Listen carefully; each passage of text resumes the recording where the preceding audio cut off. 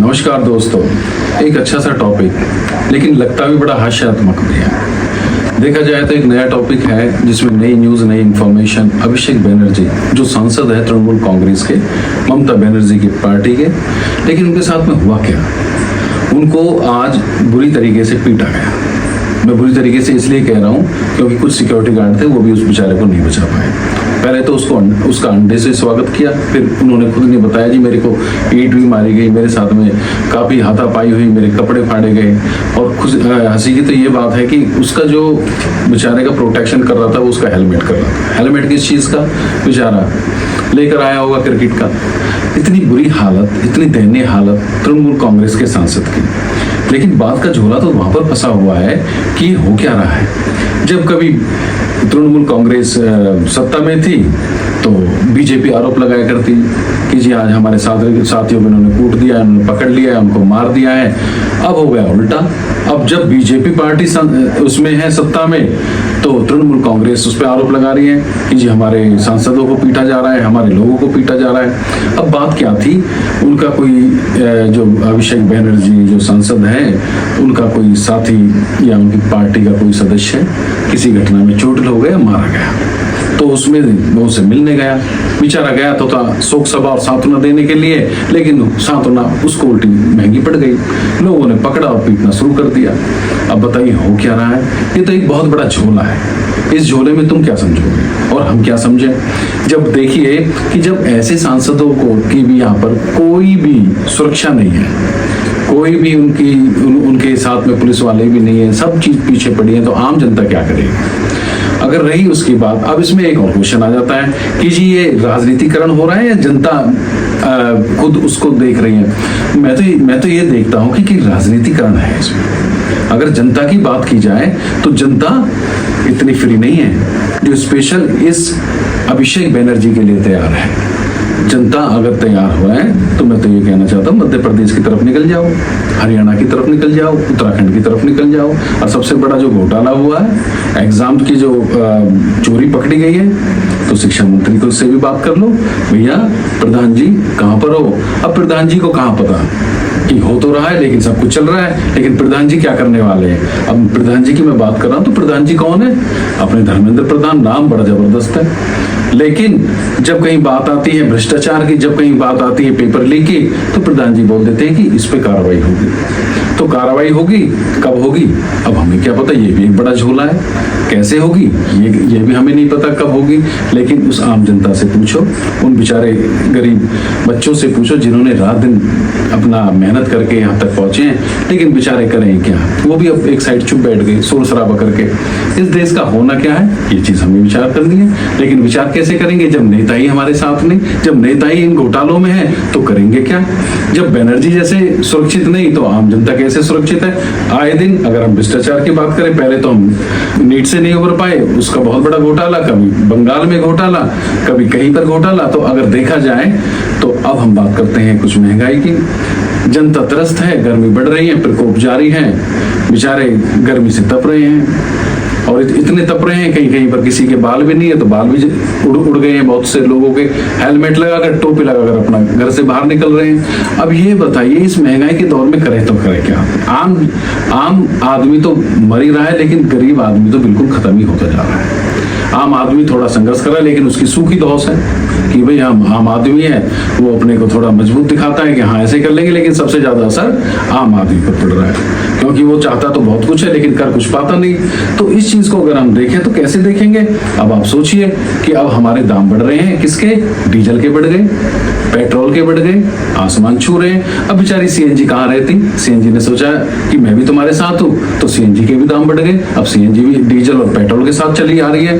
तो अब कोई पीछे रहना नहीं चाहता, गरीब मरता जा रहा है, आम आदमी थोड़ा सा स्ट्रगल कर रहा है, थोड़ा क्या बहुत ज्यादा ही स्ट्रगल कर रहा है, लेकिन अपनी सूखी दशक में है।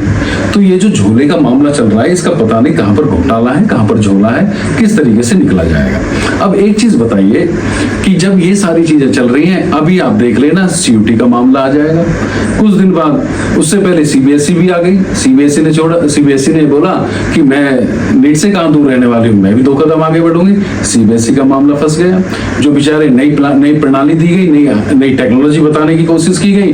अब जो बच्चे 12वीं का एग्जाम दे रहे थे उन पे एक्सपेरिमेंट हो गया। ऐसा एक्सपेरिमेंट हुआ, बच्चे उठ ही नहीं पा रहे, बच्चे परेशान है, रो रहे हैं। अब करें तो करें क्या, अपने घरों में बैठे हुए हैं। अब जिम्मेदारी कौन लेगी? सरकार बोल देती है कार्रवाई करेंगे। कार्रवाई किस तरीके से होगी वो तो राम ही जानता है।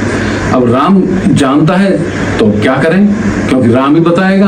अब राम कब बताएंगे वो हमें भी नहीं पता।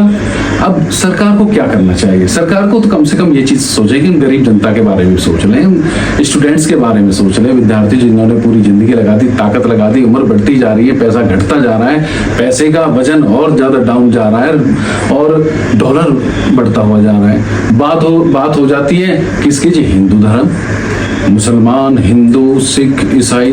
अब धर्मों को जोड़ देते हैं इसमें, तो अब काम कैसे चलेगा? धर्म खाने को देंगे। अब डाइवर्जन, महंगाई का बात महंगाई पे होनी चाहिए, बात होती है धर्मों पर। बात भ्रष्टाचार पर होनी चाहिए, बात हो जाती है त्योहारों पर। बात बेरोजगारी पर होनी चाहिए, बात हो जाती है कि हमारे बिजनेस पर। अब किसानों की बात ले लीजिए। अब किसानों के बारे में देखिए महाराष्ट्र में क्या हो रहा है। बेचारे किसान अपने जो प्याज हैं उनको बाहर फेंक रहे हैं। अब वो इसलिए फेंक रहे हैं, वो इसलिए नहीं फेंक रहे उनकी सलाद बनाकर काट कर खाएंगे, इसलिए फेंक रहे हैं, उनसे मिल ही नहीं रहा कुछ, क्योंकि खरीदार ही नहीं रहा। अब जो खरीद रहा है वो बहुत कम मूल्य पर खरीद रहा है, वो उतनी तो किसानों की लागत उसमें लगी हुई है। अब करे तो करे क्या? अब मैं ये पूछना चाहता हूँ सरकार से और आम जनता से, भैया बताओ करें क्या?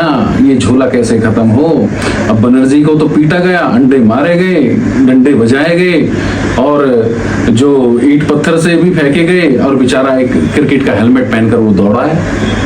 अब उसको देखिए उसका क्या हाल होता है। अब जब उस पर हम फोकस कर रहे हैं तो वो जनता और विभागों पर क्यों नहीं जाती?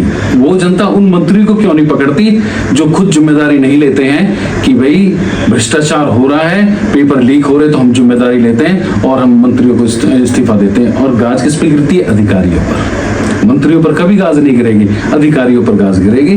तो अब अधिकारी पर गाज गिरे, उनका ट्रांसफर हो जाता है। लेकिन मंत्री का ट्रांसफर कहाँ करें? उन विधायकों का ट्रांसफर कहां पर करें जहां पर भ्रष्टाचार पनपता है? हम कहते हैं भ्रष्टाचार बढ़ रहा है, ठीक है बढ़ रहा है, कम कर लो। अब बढ़ा ही जा रहा है, अब क्या करेगा? अब उसको देखेगा। अब आम आदमी बेचारा चुप बैठ जाता है। रेवड़िया तो कोई और खा रहा है, रेवड़ी खाने वाले अलग हैं, उनका नाम ही नहीं आता। आम जनता टैक्स भी देती है, आम जनता सब कुछ करती है, आम जनता लाइन में भी खड़ी हो जाती है, आम जनता गाड़ी भी खरीदती है, आम जनता ये भी सोचती है कि मुझे अपनी ड्यूटी पूरी करनी है, कैसे आना है कैसे जाना है, आम जनता देखती है। तो ये सारी चीजें हैं, एक झोला बना हुआ है। तो इसके लिए थोड़ा सा आप भी विचार कीजिए कि किस तरीके से होगा। लेकिन ये जो ना डमरू बजाया जा रहा है, डमरू बजाया जा रहा है, मुद्दा कुछ और होता है, जॉइंट कुछ और हो जाता है, उसमें जोड़ कहीं और से आ जाती है, बहुत सारी चीजें उसमें ऐड हो जाती है, मिक्स करके मिक्स वेज तैयार हो जाती है, जिसका पता ही नहीं होता कि हो क्या रहा है और हम खा क्या रहे हैं, कौन सी इसमें सब्जियां डली हुई हैं, सब मिक्स हो रहा है। इस मिक्स का बहुत बड़ा प्रोपेगेंडा है, इस पे थोड़ा सा विचार करना है। इस पे विचार करने के साथ साथ ये भी देखना है कि हमारा देश सही रास्ते पर जा रहा है या फिर यही धर्मों की लड़ाई पर, इस धर्मों की आवाज उठाते उठाते हम आज से आवाज नहीं उठा रहे, सदियां गुजर गई हैं लेकिन कुछ हुआ ही नहीं है। और जब कुछ हुआ ही नहीं है तो हम बताइए हम किस तरीके से आगे बढ़ रहे हैं? क्या हम डेवलपमेंट हैं?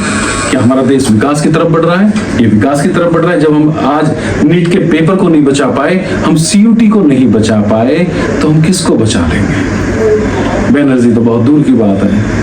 तो बस आपसे यही विचार रखे थे।